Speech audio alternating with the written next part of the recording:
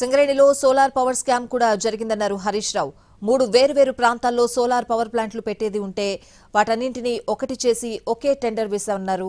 ఇందులో 250 కోట్ల రూపాయల స్కామ్ జరిగిందని అన్నారు. సింగరేణిలో సోలార్ పవర్ స్కామ్ కూడా జరిగింది. సింగరేణిలో 107 మెగావాట్ల సోలార్ పవర్ ప్లాంట్లో పెద్ద స్కామ్ జరిగింది.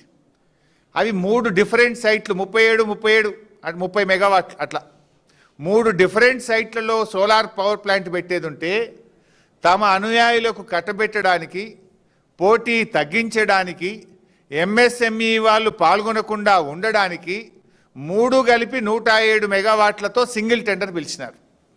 సోలార్ పవర్ ప్లాంట్ నెలకొల్పడానికి కూడా సైట్ విజిట్ సర్టిఫికెట్ పెట్టినారు. దీనికి కూడా సైట్ విజిట్ సర్టిఫికెట్ పెట్టి 3 వేరియస్ ప్లేసెస్లో ఉన్నదాన్ని సింగిల్ టెండర్ చేసి టెండర్ అనుమతులను కఠినతరం చేసి ఇవాళ వాళ్ళు అనుకున్నటువంటి కన్సార్షియంకు దాదాపు 200-250 కోట్ల రూపాయలు అదనంగా వచ్చే విధంగా ఈ టెండర్ను కట్టబెట్టారు.